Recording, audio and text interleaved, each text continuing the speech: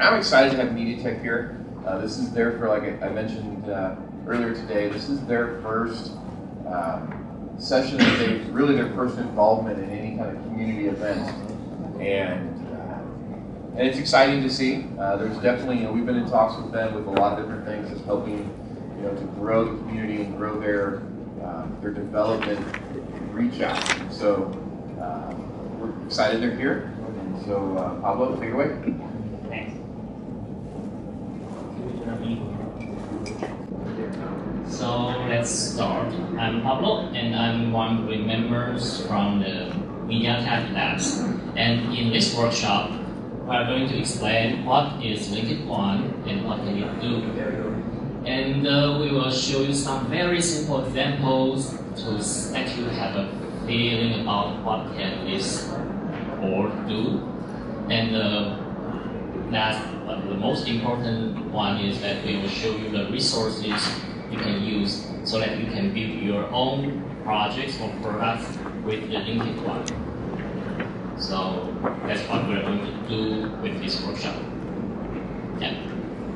And so the first question is, what is Linkit ONE? And to answer that, we have to explain what is Linkit. Well, the Linkit ONE is the first offering of the Linkit platform. And the Linkit platform is a platform that we, or say the MediaTek, creates, and we create this platform designed for you to develop wearable or IoT devices. For example, what's a wearable and IoT device? Well, for example, it can be a smartwatch that receives notification from your smartphone and displayed on a small liquid crystal display. Or it can be just as simple as a remote switch that you can control your in-house lighting from your smartphone or from your computer. Or it can be some kind of smart curtain that will open and close according to the weather forecast on the internet. So somehow it connects to the internet and it will parse the content from the weather forecast service and it will react to the forecast. So these are examples of an IoT or wearable device. So the key element here is how do we connect these devices together? And in order to let these liquid displays or motors or sensors talking to your phone or to the internet, we need to pass through all these different kinds of protocols. So that can be a little bit complicated to do so. So to solve this problem, we try to make Linkit a platform that supports most of the protocols you are going to need when you are trying to connect these devices together. So for example, on the hardware part, you may require a GPRS general purpose I/O that you can use to switch things on and off. Or for example, for some very simple LCDs or some sensors that runs in I2C protocol or SPI serial peripheral interfaces. And we'll support these protocols that allows you to connect your device to these hardware components or sensors. And we also support the UART interface that runs in kind of a plain text protocol, so you can talk to other hardware modules. For example, there are already many Bluetooth or Wi-Fi modules that allows you to send AT command back and forth, so you can control them directly. Yeah. And on the other hand, on the right-hand side, there's this connectivity to your smartphone or to the internet. And in terms of these, we provide the Bluetooth connectivity, both the Bluetooth 2.0 or the Bluetooth Low Energy, and the GSM protocol, which is kind of everywhere. And the platform itself will also have the ability to connect to the internet through the GPRS or Wi-Fi. So that's the idea. We want to create a platform that allows you to glue these things together, and that's the Linkit platform. So for our first offering, problem we want to solve is how do we prototype these devices easily or as fast as possible. So the idea here is not just to create a platform that is powerful but hard to use. We want to create a platform or a product that is easy to use and you can build your own project relatively easily. So we think in terms of the ease of use, the best option we have is to adopt to a well-known platform that is easily accessible for everyone. And we think that the Arduino is the best platform we have up to this point, because Arduino is an easy-to-use platform that allows everyone to make interactive objects. And all we need is just to add in extra connectivities on it. And in fact, there are already various kinds of modules or we say extension shields in the Arduino world that you can use. You just have to glue them together. So the design decisions we made here is that we make Linkit ONE compatible with the Arduino environment. So this is our first offerings of the Linkit platform, and it's the Linkit ONE. It's a collaboration between MediaTek Labs and the Seed Studio. And Seed Studio is like the third largest open hardware facilitator in the world, next to Adafruit and SmartPhone. So we create a development board that has a similar layout with the Arduino Uno, and in it we place an ARM7 EJS processor with all the connectivity features you need, plus GPS and audio and extra micro SD storage, starting at $79. So that's the Linkit ONE. And so another way to look at Linkit ONE is that it's basically an Arduino Uno with much more processing powers and much more RAM. Plus all these extension shields combined together in one single board. So that's the kind of the power of Linkit ONE. It's an all-in-one connectivity while preserving similar pin layout to Arduino Uno. So it is compatible to most Arduino extension shields if you really need one. And this also means that all the tutorials or examples or projects that you found on the internet about Arduino is going to be applicable to Linkit ONE. So that's our first offering. The box is here, and in the box you get a Linkit ONE board with a lithium-ion battery and 3 antennas for the connectivity. But besides hardware, you need software to drive the hardware. So you also need an SDK. So in companion to the Linkit ONE hardware, the first offering of the Linkit SDK is of course a plugin to the Arduino IDE. So to make it easy to program the Linkit SDK, we make it as a plugin to the Arduino IDE. So after you install the plugin, it's a new hardware in the Arduino IDE.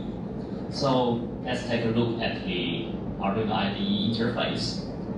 In Arduino, you write a piece of program, or in its language, we call it a sketch. A sketch is a kind of piece of code that tells your Arduino hardware how to behave. And after you return your sketch, you can simply build and upload it to your board, which will act according to the sketch. So writing programs on Linkit ONE is just like writing programs on an Arduino board. So you basically have to choose a new option in the IDE. So that way, the plugin will automatically import all the modules related to the Linkit ONE, and you can start coding with the capabilities of Linkit ONE. So the example we show here is like a very basic example of Arduino. It's actually called a blink.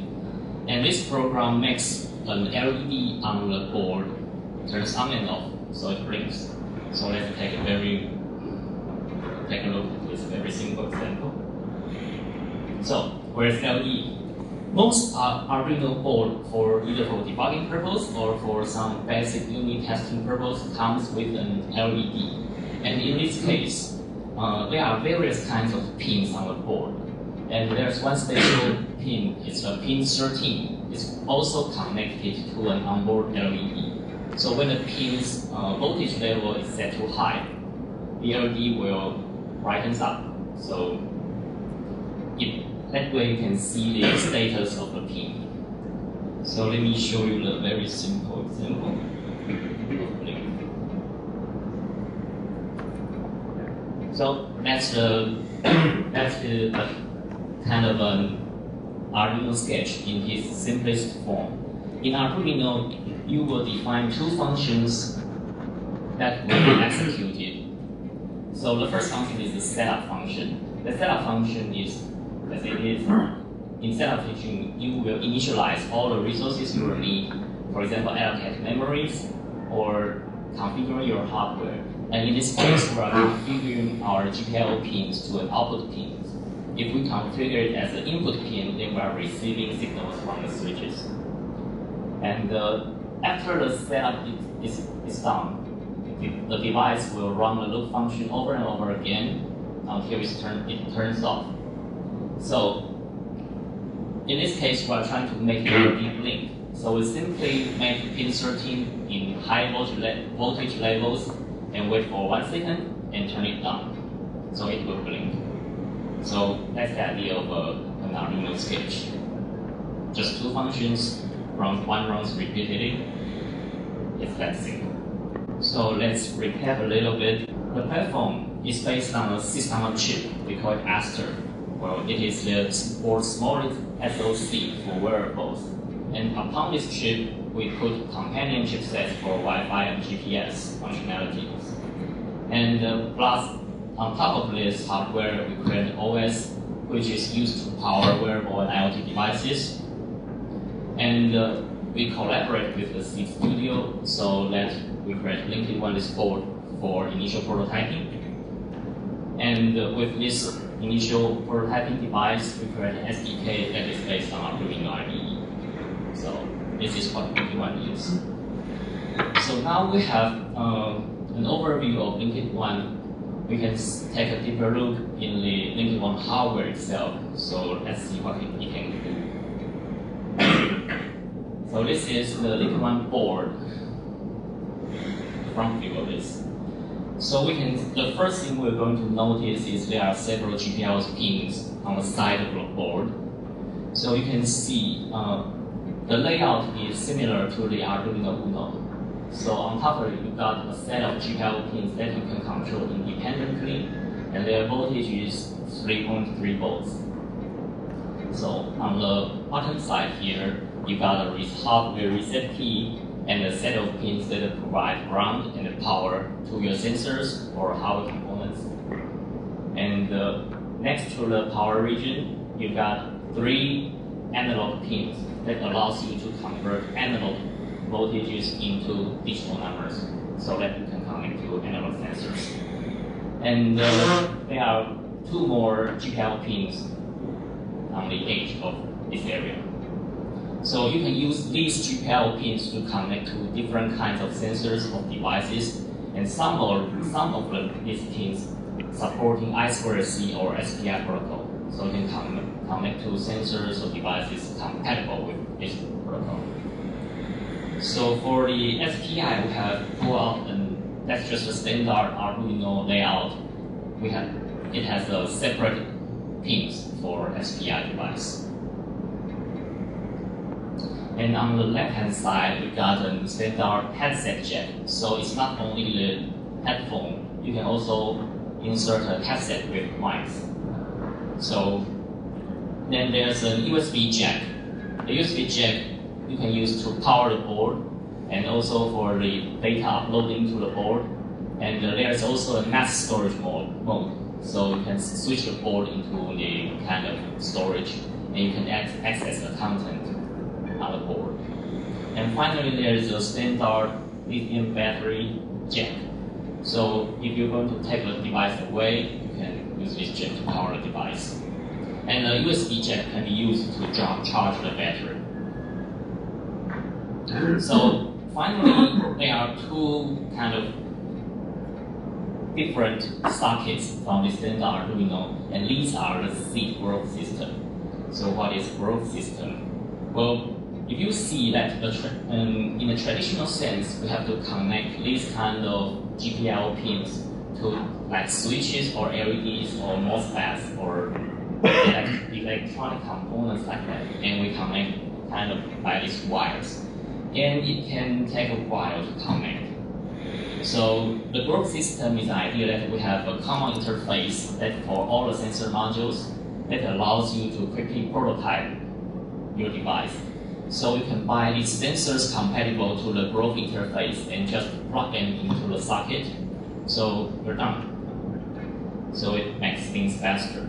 And if the two socket is not enough for me, there's an extension chute you can use that extends to 16 growth sockets. Yeah, so this is how it looks like. In this case, we connect battery to the board and have two separate modules. On the left-hand side, I think it's a 3-axis acceleration meter. And on the right-hand side, we have an NFC module that is attached to the antenna. So you can sensing smart cars or things like that. So it becomes easier or faster to prototype your device. So that's the top view of the board, and now let's see the back side of the board. So on the left-hand side, we can see there are 3 antenna ports, and these are standard antenna ports that allows you to connect different antennas. And within the box, we have 3 antennas, but if you want, you can change to a different kind of antennas. And this is what it looks like. So the first one is the GPS plus GLONASS antenna. And actually, the GPS chip supports GPS, GLONASS, and BEDO. These are different kinds of satellite systems. But in order to support the satellite system, you have to use different kind of antenna. And in the package, we are including with the G plus G antenna. And the Wi-Fi and Bluetooth are actually sharing the same band. So they actually go through the same antenna together. And finally, there's a 2G antenna here. It runs in a lower frequency, so the antenna is actually bigger. So on the right-hand side, there is a combo SIM slot here. You can insert a standard size 2G SIM card here, and from the side, you can insert a micro SD card. Although there's an internal storage on the board, but if it's not sufficient, you can just expand it with the extra micro SD card. So that's the antennas and the cards. And let's go to the kind of heart of the board. These are the chips or chipsets we use for the Linkit ONE. So first is the GNSS chip. It provides functionalities for GPS positioning and for other satellite systems. And it's a MediaTek solution.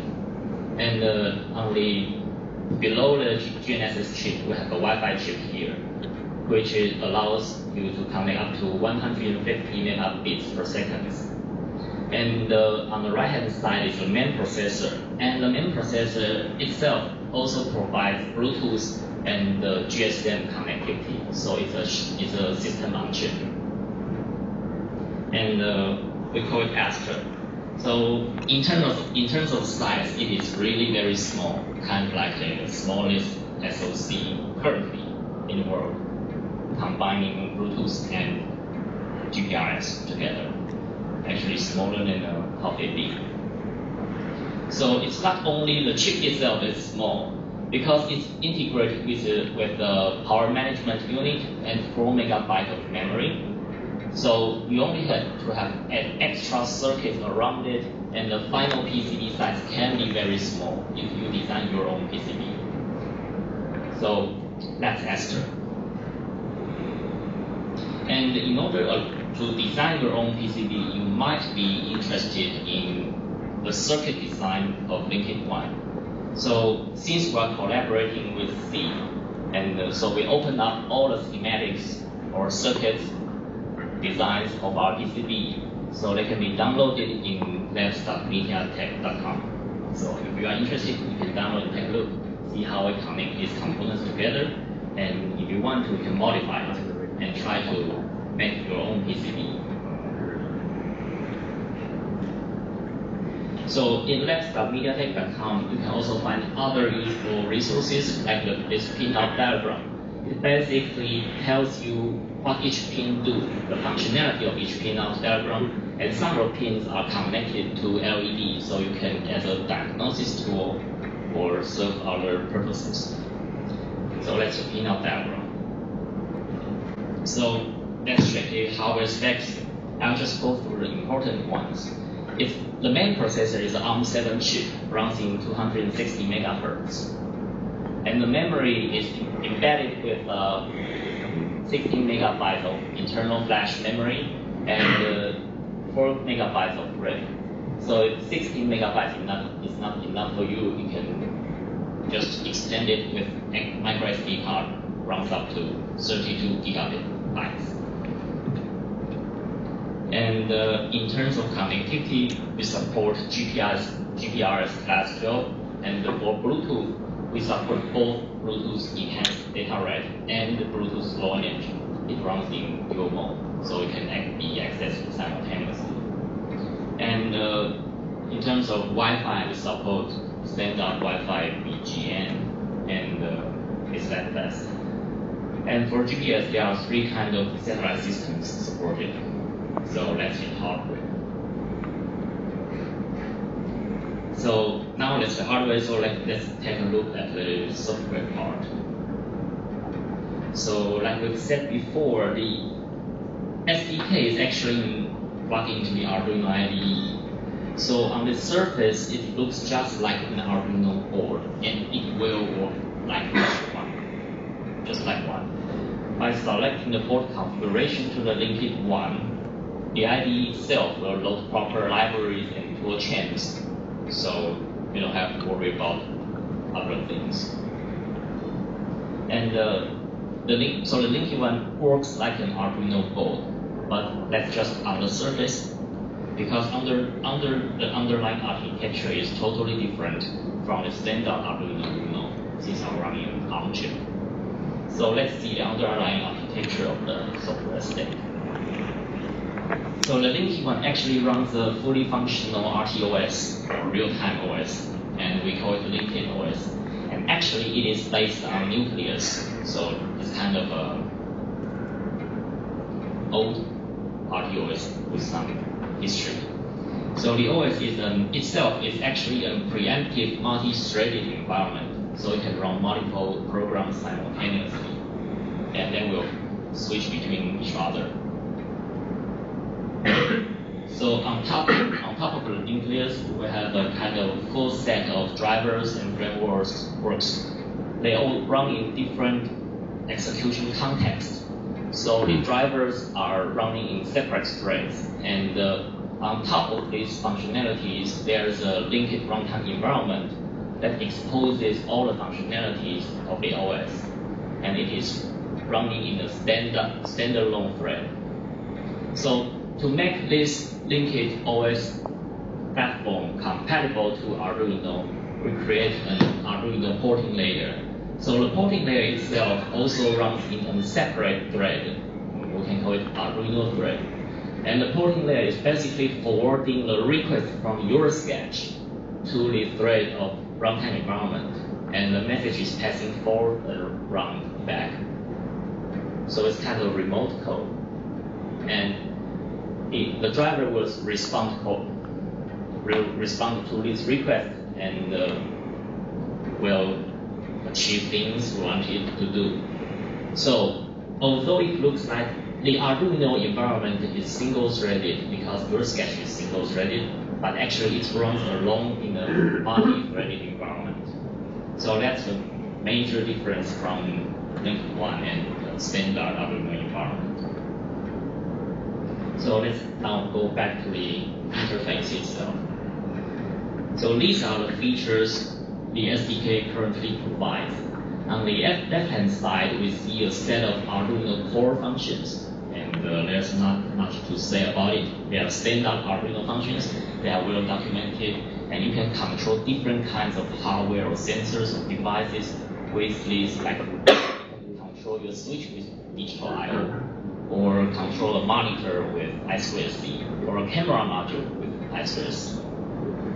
And on the left-hand side, these are the, on the right-hand side, these are the Linkit ONE connectivity functions. So these are things kind of special to the Linkit ONE board. So in terms of GSM, right now the SMS function, texting functions are supported. So you can send text messages to the device, or the device can send text message back to you. And currently in the first release, there's no voice call functionality, but we will add voice call functionality in upcoming SDK updates. The hardware is ready, just the SDK haven't ready yet. Yeah. So for the GPRS functionality, you can create TCP or UDP sockets through GPRS or 2G network. So either create a client socket that connects to a remote web service, or you can create a server socket that allows incoming connections, like you can use your mobile phone to visit your device to check the status. And the Wi-Fi works the same. You can just create sockets that are just basically different sets of underlying hardware. So for the Bluetooth, currently we support the serial port profile. So actually you can exchange data between your device and your smartphone. And for the Bluetooth low energy, you are going to need the GATT profile, which is general attribute profile. And the general attribute profile is kind of complicated, and in this release we haven't exposed the GATT functionality yet, and we will add it in upcoming SDK releases. So, and that's the GPS part. The GPS will give you a human readable string, that's the NEMA string. So you can parse the string and get all the information you need. For example, satellite positions or satellite numbers in the sky, or the current time, or the latitude and longitude. So that's the standardized GPS interface. And the audio is simple. You can just type back an MP3 or AAC files. So you can make a very simple alarm or remote alarm with the board. And then there's a SD flash and some kind of persistent memory. So these are the features of the SDK. So for all these SDK features or documents, you can find the API reference or simple codes or development guides on left.mediatek.com. So after you install the SDK, there's also extra simple code in the IDE, just in the original simple code menu. So looks like this. After you install this, there's kind of a example session, and these are the basic Arduino examples. And you have these examples for GPRS or Wi-Fi here. You can just open them up and see how it works. Let me show you two simple examples of how the Arduino code looks like. So in this case, we are sending an SMS to a remote number. So it's like a pattern. So most of the classes, you access the features through classes, and in this case, actually it's a singleton class. But anyway, it's a class, and we are accessing the SMS feature.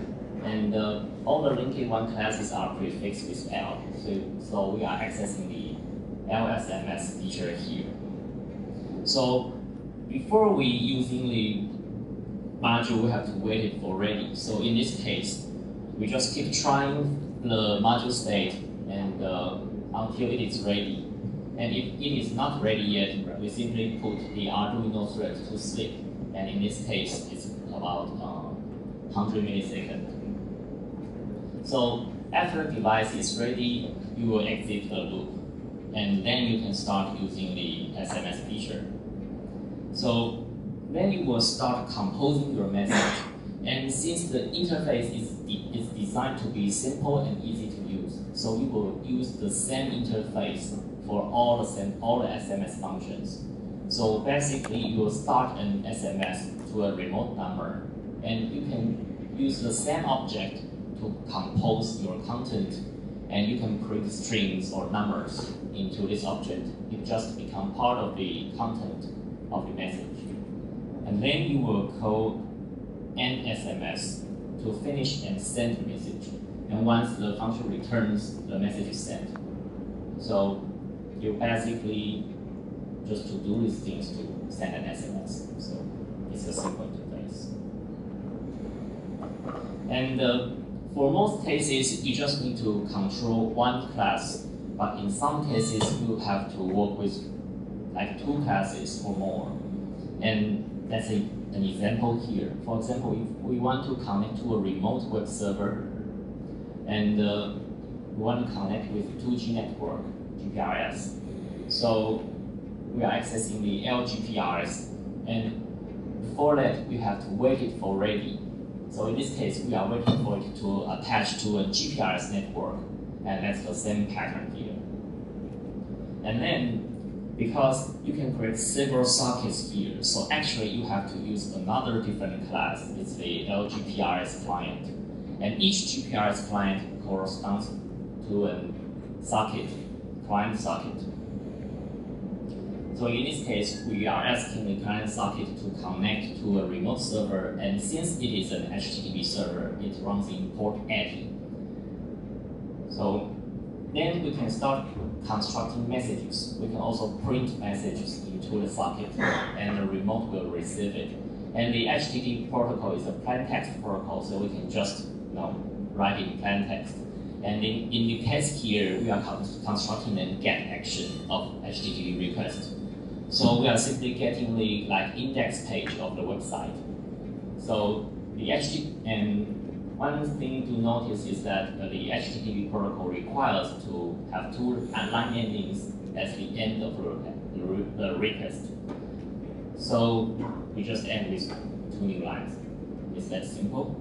And that's the setup function. So for the loop function, we want to just simply print out all the HTML body we receive. So the loop function is very easy. You just read 1 byte at a time from the client socket.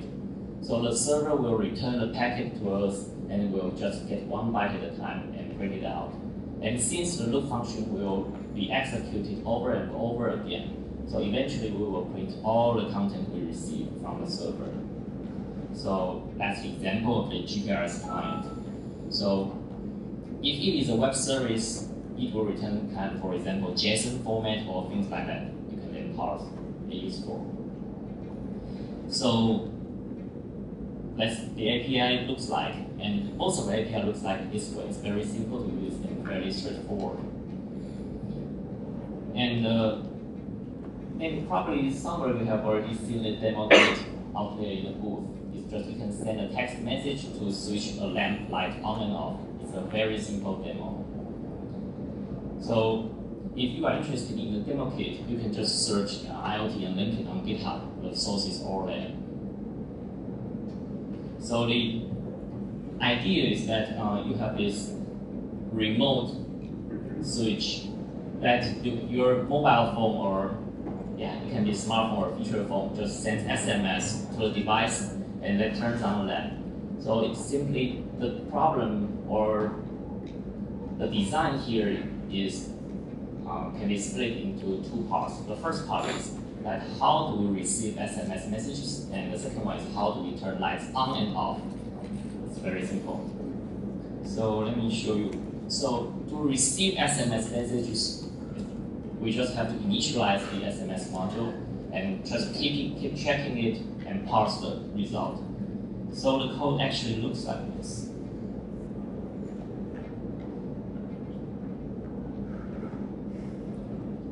So as you can see, this set function is really easy. You just set the, we're defining a pin as the lamp switch, and we set it as an output since we are controlling the status of the lamp. Then initially we want the lamp to be off, so we set it to low. And then we wait for the SMS module to be ready, and that's our setup function. So then the loop function, we must check the SMS module to see if is there any incoming SMS messages.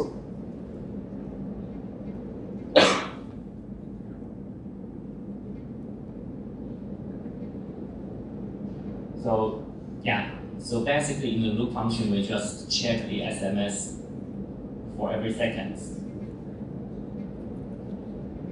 And when checking the SMS, we just simply asking the module if there is any new SMS message available, and then we can get who is sending the number so that you can identify the incoming request if it's really coming from your phone or not.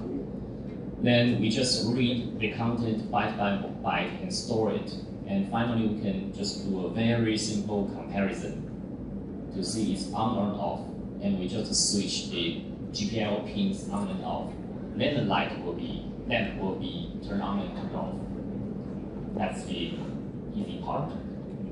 But as a side note,